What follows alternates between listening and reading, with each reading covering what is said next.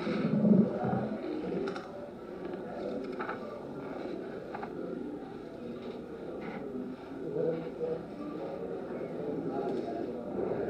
करें।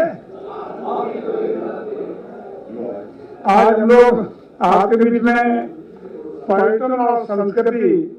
विभाग की 100 दिन की उपलब्धियों के विषय चर्चा करने के लिए उपस्थित हैं। जैसा कि हम सब जानते हैं कि पर्यटन और संस्कृति ऐसे दोनों विषय हैं जो आम जनता के सरोकार से जुड़े हैं और खासकर उत्तर प्रदेश की इस सरजमी पे जहां हम लोग सांस्कृतिक रूप से, ऐतिहासिक रूप से धरोहरों को लेके, धार्मिक पर्यटन केंद्रों को लेके, धार्मिक स्थलों को लेके अपूर्व संसाधन संभवतः अन्य किसी स्टेट के पास नहीं जितने संसाधन, उपलब्धियां, धरोहरें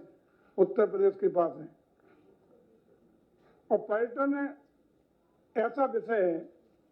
जो सबसे पहले जुड़ता है उस स्टेट के कानून के राज को लेके। कोई भी पर्यटक, चाहे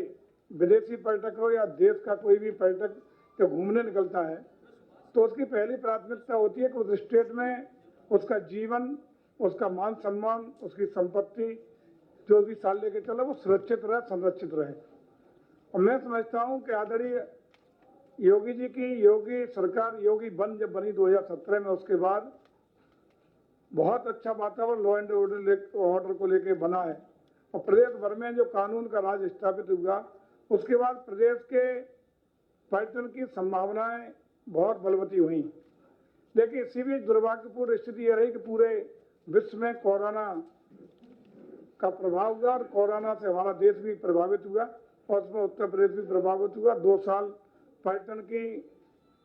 दृष्टि से और अन्य सभी दृष्टियों से काफी हम लोग उसमें स्थिर होकर रह गए और पर्यटन के हम लोग धक्का खाए और पर्यटन को काफी बड़ा झटका लगा। पुनः योगी 2 की सरकार आपके सामने है। पर्यटन नीति भी इस बार 2018 में बनी थी, जो जिसका मैं समझता हूँ 2023 में पुनः एक बार समीक्षा हम लोग करनी है। और आज योगी 2 के रूप में जो सरकार हमारे सामने है तो पिछले 100 दिनों में जो लक्ष्य हम लोगों को दिया गया उस लक्ष्य के सापेक्ष हम लोगों ने कुल 170 परियोजनाओं की पूर्णता का लक्ष्य हमारे सामने 100 दिन का हम लोगों ने तय किया था। उसमें से 170 की बजाय हम लोगों ने 172 परियोजनाएं पर्यटन की पूर्ण की हैं। साथ ही साथ तमाम ऐसे निर्णय जिनसे पर्यटन का एक धरातल ऐसा तैयार हुआ है कि अगले समय में देखने को मिलेगा कि उत्तर प्रदेश ऐसा राज्य बनने जा रहा है कि जिसमें अगर विदेशी धरती से कोई व्यक्ति अगर हिंदुस्तान की धरती पर पर्यटन की दृष्टि से आएगा तो उसकी पहली पसंद उत्तर प्रदेश बने।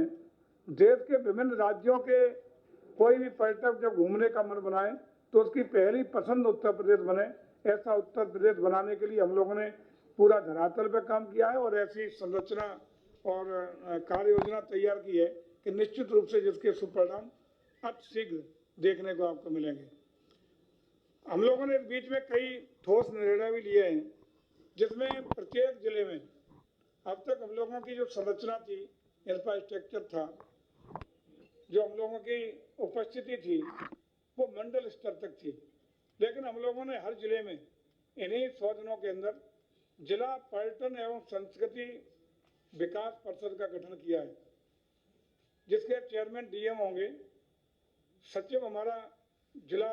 टूरिज्म अफसर होगा, जिले के सारे माननीय सांसद, राज्यसभा लोकसभा दोनों सारे माननीय विधायक, विधान परिषद और विधानसभा के सदस्य वो उसके सदस्य होंगे, डेवलपमेंट के जुड़े हुए जिला स्तरीय अधिकारी उसके सदस्य होंगे,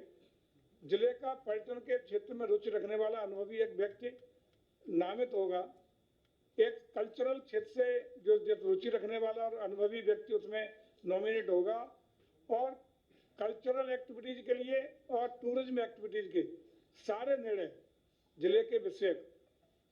सब वही हमारी परिषद लेगी और वो उसी निर्णय के आधार पर हम लोग आगे बढ़ने का काम करेंगे। चाहे वो लोक कलाकारों को चिन्हित करने का काम हो, चाहे जिले में टूरिज्म स्पॉट्स का चिन्हीकरण का काम हो, राज्य स्तर की योजनाओं को वहाँ लागू करने का विषय हो, अन्य तमाम जो एक्टिविटीज होंगी इसी परिषद के माध्यम से हम लोग आगे करेंगे। और सबसे खुशी की बात है, न सिर्फ हमने निर्णय लिया बल्कि इन 100 दिनों के अंदर प्रत्येक जिले में अपना निर्णय के साथ साथ कार्यालय खुलवा के वहाँ अपने अधिकारियों को पोस्ट करके उनके परिषद का रजिस्ट्रेशन करा के वहाँ गतिविधियां शुरू करने का काम ज्यादातर जिलों में हो गया है। कुछ एक जिले हैं जिसमें 2-4-5 दिन में सारी एक्टिविटीज पूरी होकर के और कार्य शुरू होने का काम पूरा हो गया है। इसके साथ ही साथ अभी 2 दिन पहले ही आदरणीय मुख्यमंत्री के साथ बैठ करके इको टूरिज्म बोर्ड जो चिर प्रतीक्षित था बहुत लंबे समय से, जिसमें कई विभागों को मिलाकर के पूरे प्रदेश में इको टूरिज्म बोर्ड को गठित करने की बात थी, उस पर भी हम लोग आगे बढ़ गए हैं। अब शीघ्र उसका साकार स्वरूप आपके सामने तो दिखाई पड़ेगा। तमाम राही पर्यटक आवास गृह आपने प्रदेश भर में देखे होंगे, आप लोग भी गए होंगे।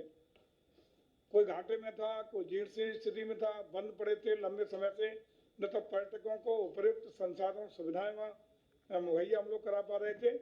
बल्कि वहाँ हम लोग कई चला भी रहे थे तो घाटे की सौदा थी और लोग उनको पसंद नहीं कर रहे थे। हम लोगों ने ऐसे घाटे में चल रहे राही पर्यटक स्थलों को, राही पर्यटक गृहों को PPP के आधार पर 30 साल, फिर अगले 30 साल के लिए उसके लिए रिन्यूअल की व्यवस्था और 2 साल का उसको निर्माण का समय देते हुए PPP में हमने निकाल हम लोगों का 30 का हो गया ना, 30 के लिए ऑनलाइन आवेदन इस समय कंटिन्यू दिखाई पड़ रहे हैं, आपको ऑनलाइन देख सकते हैं, वो हमने विज्ञापन कर दिया है। उसमें बहुत सारे बड़े बड़े प्रतिष्ठान, बड़े बड़े ग्रुप ऑफ होटल्स वो भी उसमें अपनी रुचि दिखा रहे हैं। और शीघ्र हम समझते हैं कि PPP के मॉडल पर पूरे प्रदेश में बहुत बड़ी सुविधा के रूप में पर्यटन के लिए बहुत बड़े सुविधा के केंद्र, अच्छे इंफ्रास्ट्रक्चर के साथ आपको दिखाई पड़ेंगे, जो अच्छी सुविधा के साथ सारी प्राइम लोकेशन के बहुत अच्छी लोकेशन पर स्थित है, वो संचालित होते दिखाई पड़ेंगे आपको। इसके साथ ही साथ जैसा कि आपको संज्ञान में होगा कि इन्हीं 100 दिनों के अंदर हमने उत्तराखंड के हरिद्वार में गंगा जी के दोनों, जिसके दोनों किनारे गंगा जी हैं, फ्रंट और बैक भागीरथी पर्यटन गृह का शुभारंभ माननीय अपने मुख्यमंत्री आदरणीय योगी जी और उत्तराखंड के मुख्यमंत्री जी आदरणीय धामी जी के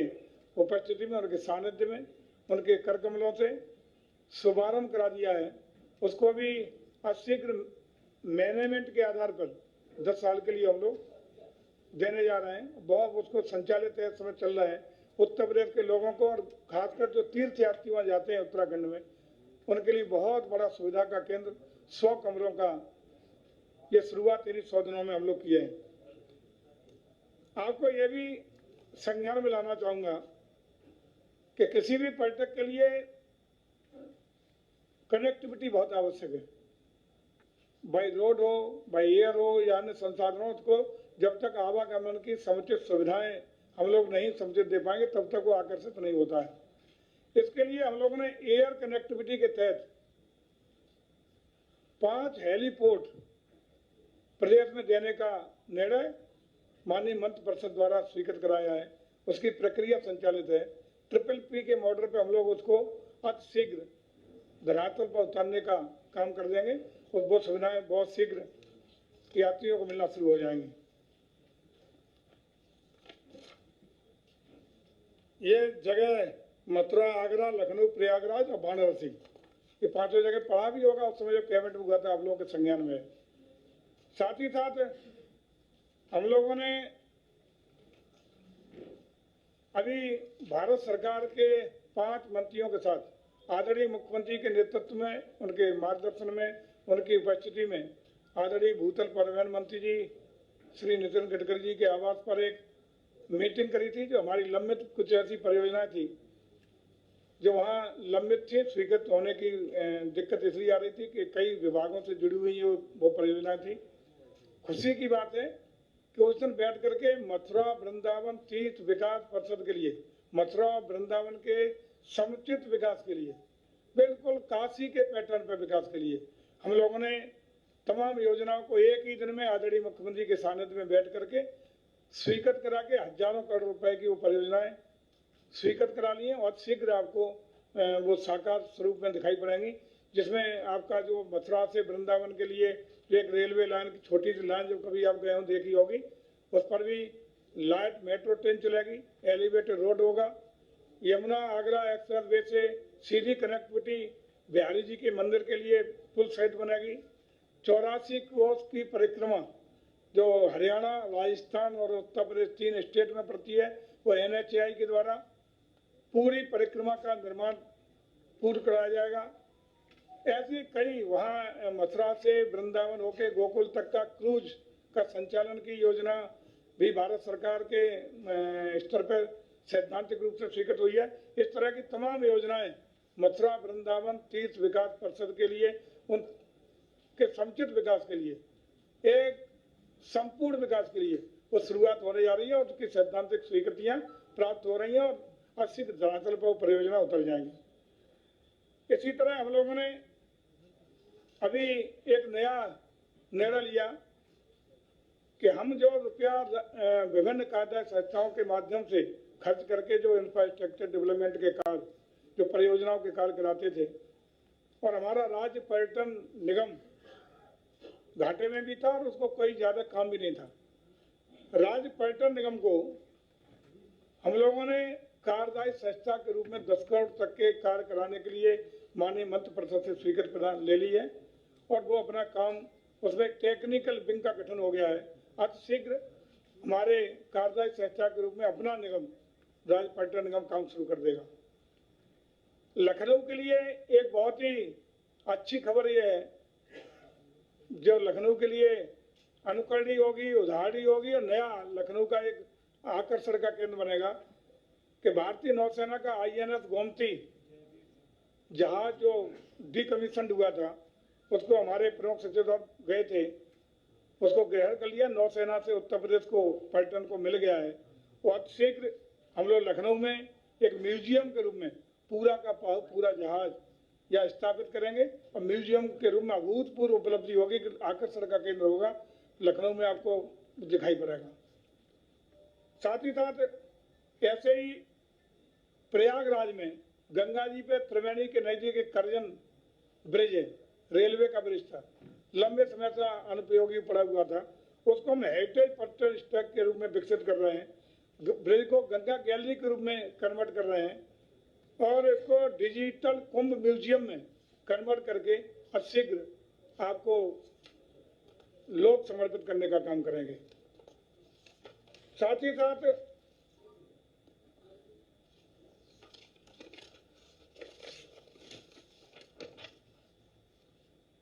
हमारे इस समय जो आजादी के अमृत महोत्सव के कार्यक्रम चल रहे हैं, कल्चरल एक्टिविटीज करने का जिम्मा भी संस्कृति विभाग को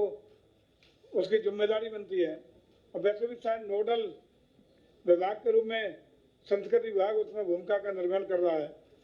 तो हम लोग इसके तहत लगातार अमृत महोत्सव के लिए एक भारत श्रेष्ठ भारत के रूप में विभिन्न स्टेट के बीच में कल्चरल आदान प्रदान, दो सांस्कृतिक रूप से दोनों प्रदेशों की भाषा, बोली, संस्कृति, पद्धतियों का आदान प्रदान करने के लिए, एक्सचेंज करने के लिए एग्रीमेंट करने का काम कर रहा हूँ। गुजरात सरकार के साथ एक भारत श्रेष्ठ भारत कार्यक्रम के अंतर्गत हमारा एग्रीमेंट हो चुका है और कई अन्य स्टेट के साथ वो हम लोग इस वक्त प्रक्रियाधीन है, आज शीघ्र आपके सामने आ जाएगा। इसी तरह हम लोग इन्हीं 100 दिनों में अयोध्या शोध संस्थान के द्वारा वहाँ पे प्रतिदिन प्रसिद्ध रामलीला जो मंडलियां हैं हमारी, उनके द्वारा रेगुलर रूप से प्रतिदिन रामलीला का आयोजन आम जन के लिए प्रायोजित करने का काम कर रहे हैं। ये हमारे कार्यक्रम 2 अप्रैल 2022 से नित्य रामलीला का मंचन अयोध्या की धरती पे लगातार हो रहा है। इसी प्रकार आजादी के जो अमृत महोत्सव के अंतर्गत विभिन्न संगीत उत्सव, ग्लोबल एनसाइक्लोपीडिया ऑफ रामायण के तमाम कार्यक्रम के 10 ग्रंथों का प्रकाशन, अमृत संगीत महोत्सव के आयोजन, हमारी उत्तर प्रदेश संगीत नाटक अकेडमी के द्वारा हर मंडल में शास्त्रीय संगीत प्रतियोगिताओं का आयोजन, गौतम बुद्ध जी के तमाम जो हमारे यहाँ पे स्थान हैं उन पर हमारे विभिन्न अकेडमियों द्वारा आयोजन, कल्चरल कार्यक्रम ये लगातार हमारे इस अमृत महोत्सव के अवसर पर कराए जा रहे हैं। हम लोगों ने राम प्रसाद जी बिस्मिल जो हमारे शहीद हुए, महान शहीद हुए, जिनका आज़ादी की लड़ाई में बहुत बड़ा योगदान और नाम रहा है, उन अमर शहीद की स्मृति में उनके जन्मदिन के मौके पर शाहजहांपुर से लेके चौरी चौरा गोरखपुर तक की अमृत यात्रा जन सहयोग से कभी बहुत जबरदस्त जन सहयोग हमें पूरे प्रदेश में मिला। उस यात्रा का भी आयोजन हम लोगों ने संपन्न कराया है और एक नई प्रदेश की कल्चरल एक्टिविटीज को बढ़ाने के लिए और संस्कृति के क्षेत्र में नौजवानों को, जो पढ़े लिखे नौजवान हैं, पढ़े लिखे लड़के हैं या जो स्टूडेंट हैं, उनको कल्चरल एक्टिविटीज में उनकी रुचि बढ़े और अधिकृत रूप से विभिन्न डिग्रियां उनको मिल सकें, उनकी एक भूमिका हो, रोजी रोटी के अवसर भी मिल सकें। इसी की दृष्टि से उत्तर प्रदेश के माननीय मंत्रि परिषद द्वारा भारत खंडे संस्कृत विश्वविद्यालय की स्वीकृति देकर के उसका कार्य भी प्रगति पर चल रहा है। बीसी की नियुक्ति बहुत शीघ्र होने जा रही है और उसमें एडमिशन की प्रक्रिया भी शीघ्र हो रही है। ये उत्तर प्रदेश की बहुत बड़ी उपलब्धि होगी कि संस्कृति विभाग की अपनी खुद की यूनिवर्सिटी भारत खंडे संस्कृत विश्वविद्यालय, संस्कृति विश्वविद्यालय, संस्कृत नहीं संस्कृति, दोनों में अंतर है। संस्कृत एक विषय और संस्कृति मीन्स कल्चर, उसकी एक यूनिवर्सिटी उत्तर प्रदेश को नई उत्तर प्रदेश के माननीय मंत्रि परिषद द्वारा उसको स्वीकृत किया गया और वो धरातल पर उतर के उसमें सारी अगली एक्टिविटीज उसके प्रवेश से लेके उसमें विधिवत शिक्षा दीक्षा देने का कार्यक्रम भी आज शीघ्र आपके बीच में आने जा रहा है। इस प्रकार से जो हम लोगों की ये मुख्य जो अंश हमने दिए हैं आपके सामने, लेकिन हम लोगों ने खाका तैयार कर लिया है कि अगले 5 साल में किस तरीके से हम उत्तर प्रदेश के टूरिज्म को, उत्तर प्रदेश के कल्चरल एक्टिविटीज को किस तरह हम आगे ले जाकर पूरे देश में अपनी पहचान और मजबूत करेंगे, आकर्षण का केंद्र उत्तर प्रदेश को बनाएंगे। और इसके लिए हम लोगों ने विभिन्न प्रांतों में अपने अधिकारियों को भेजा है उन्हें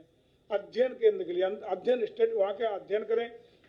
जो अच्छा काम कर रहे हैं, केरला हो, मध्य प्रदेश हो, इस क्षेत्र में पर्यटन के क्षेत्र में जिनकी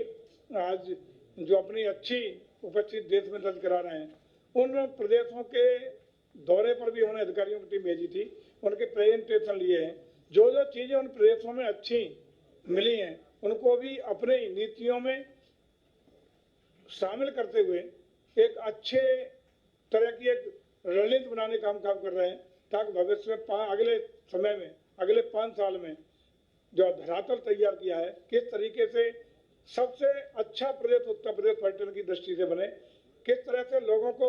हम बेहतरी से आकर्षित करने का काम कर पाए। इसके लिए हम लोग दिल्ली में भी एक कार्यक्रम बहुत जल्दी कॉन्क्लेव करने जा रहे हैं, जिसमें जो हम लोगों के बुद्ध तीर्थ स्थल हैं,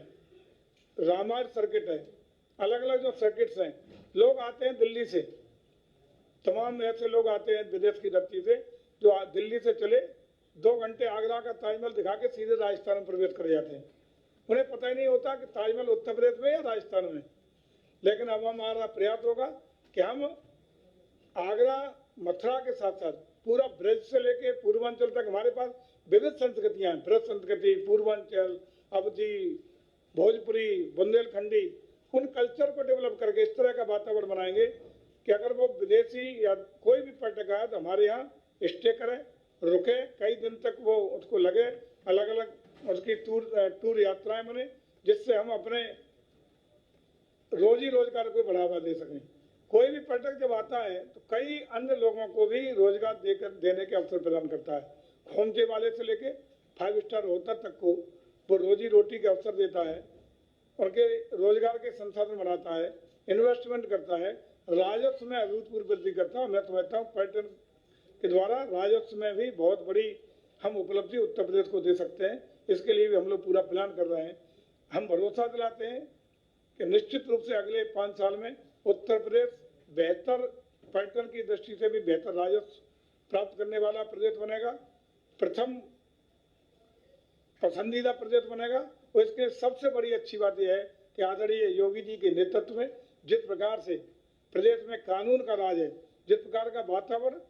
बना है, उससे देश और विदेश की धरती तक उत्तर प्रदेश को देखने के लिए, उत्तर प्रदेश की प्रशासनिक क्षमता को देखने के लिए लोग आकर्षित हैं। लोग चाहते हैं कि उत्तर प्रदेश को कहाँ पहले वाला उत्तर प्रदेश और आज नया बदला नया उत्तर प्रदेश, नए उत्तर प्रदेश के नए कलेवर में देखने के लिए भी लोग चाहते हैं कि हम उत्तर प्रदेश की धरती पर पर्यटन की दृष्टि से भी आए, आनंद लें। और बहुत शीघ्र इको टूरिज्म के द्वारा जो नया कैबिनेट में बहुत शीघ्र होने जा रहा है, इको टूरिज्म हो जाएगा तो दुधवा से लेकर के तमाम जो ऐसे स्थान हैं जंगलों में, वनों में, वो भी करेंगे। वेलनेस के द्वारा आयुर्वेद को जोड़ करके वेलनेस टूरिज्म भी करेंगे। तमाम हम लोगों के पास ऐसी योजनाएं हैं जिनको आज शीघ्र आपके सामने प्रस्तुत करेंगे। धरातल तैयार है, खाका तैयार है, उपलब्धियां 100 दिन का टारगेट हमारा पूरा है। लेकिन इस धरातल पर हम लोग अगले 5 साल पर बहुत आगे बढ़ेंगे और उत्तर प्रदेश को एक आकर्षण का केंद्र पर्यटन की दृष्टि से बनाएंगे। और एक एक गांव तक, एक एक हर जिले में अभी तो एक गांव हम लोगों ने लिया है, जिस गांव को पुरानी परंपराएं, पुराने मान्यताएं, परंपराएं, संस्कारों को के साथ आगे बढ़ाएंगे। हम गांव में अभी जो 57,000 के लगभग हमारी गांव सभाओं में ग्राम सचिवालय जो अभी तैयार हुए हैं, हमारा प्रयास है कि उन गांव सचिवालयों को पहले गांव में बैठ के लोग भजन कीर्तन सुबह शाम करते थे, बैठ के अपना समय व्यतीत करते थे, तो ताना बाना सामाजिक बहुत मजबूत होता था। लेकिन आप परंपरा टूट रही है, लोग टीवी और उसके द्वारा या तो आपस में लड़ाई झगड़े बैठ के करते हैं। हम चाहते हैं वो परंपराएं कायम हो। उसके लिए हम लोगों ने एक किट वाद्य यंत्रों की किट, हारमोनियम, ढोलक, मजीरा, वो सब उन ग्राम सचिवालयों को भेज रहे हैं। वहाँ बैठ के लोग सुबह शाम अपना भजन करें, कीर्तन करें, सम्मान करें, आपस में परिचर्चा करें, ये कर रहे हैं। हर एक एक जिले में एक एक गांव ऐसा डेवलप करने का हम लोग प्लान कर रहे हैं, जहां पुरानी परंपराएं जो हमारी गांव का मट्ठा निकालना, चारपाई पे सोना, पुरानी जो मान्यता थी, आज शादियां होती हैं। आप हम सब जानते हैं कि आधे घंटे में गए और नमस्ते की लिफाफा दिया लिया, न घर वाले उसको जानते हैं न बाहर वाले जानते हैं, एक दूसरे को चेहरा नहीं देख पाते हैं। पहले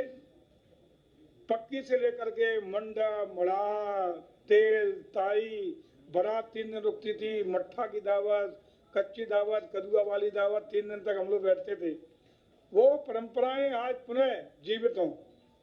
सामाजिक ताना बाना मजबूत हो, हमारी भारतीय परंपराएं, संस्कार और जो रहन सहन की जो विधाएं थी वो पुनर्जीवित हों, ये प्रयास हम लोग कर रहे हैं। इसके लिए भी निश्चित रूप से हम लोग आगे बढ़ रहे हैं। और मैं समझता हूँ कि अब शीघ्र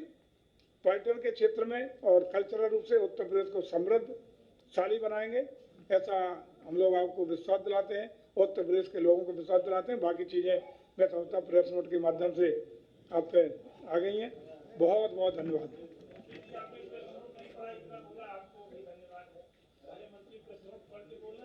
बहुत बहुत धन्यवाद।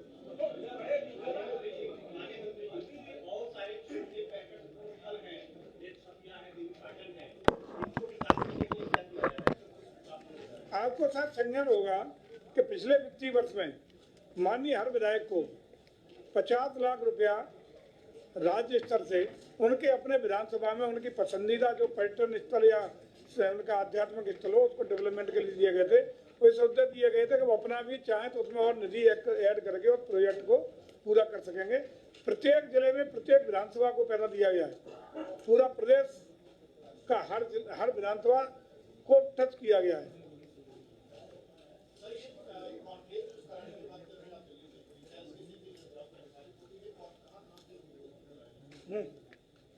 दिल्ली की कॉन्क्लेव के बारे में मुख्य रूप से इस कॉन्क्लेव में जो हमारे यहाँ पर बुद्धिस्ट डेस्टिनेशंस हैं या बुद्धिस्ट सर्किट है और रामायण सर्किट है, ये दोनों ऐसे विषय हैं जिसके साउथ ईस्ट एशियन कंट्रीज़ में बहुत तादाद में हमारे बुद्धिस्ट फॉलोअर्स हैं। रामायण की परंपराएं भी इन देशों में गई है, चाहे इंडोनेशिया हो, बाली हो, जावा, सुमात्रा हो, तो यहाँ के राजदूतों को आमंत्रित करके और हम लोग पूरा एक प्रेजेंटेशन देंगे ताकि ज़्यादा से ज़्यादा पर्यटकों को वहाँ से आकर्षित कर सकें। इसके लिए एक कॉन्क्लेव।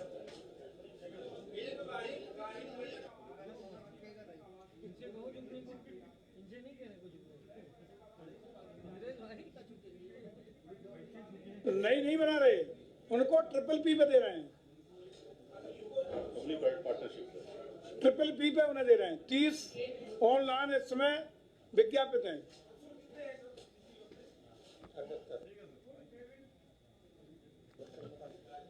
कुल जो है 78 है, 78, इसमें से अभी 30 माननीय मंत्रिपरिषद से अनुमोदित कराकर उनको पीपीपी मॉडल पर, यानी निजी क्षेत्र के साथ मिल करके उसको बेहतर किया जाए, क्योंकि ज़मीन उपलब्ध है, टूटे टाटे कुछ भवन हैं, बहुत ही घाटे में हैं, उपेक्षित हैं, तो इनको अब अच्छी तरीके से कैसे संचालित किया जा सके। तो जिन लोगों का इसमें अनुभव होता है, जो होटेलियर्स हैं, उसकी चेन है, वो आकर के इसको करा पाएंगे, उनको हम बुला रहे हैं। आ भी रहे हैं लोग, अच्छी खासी संख्या में अब लोग ले रहे हैं।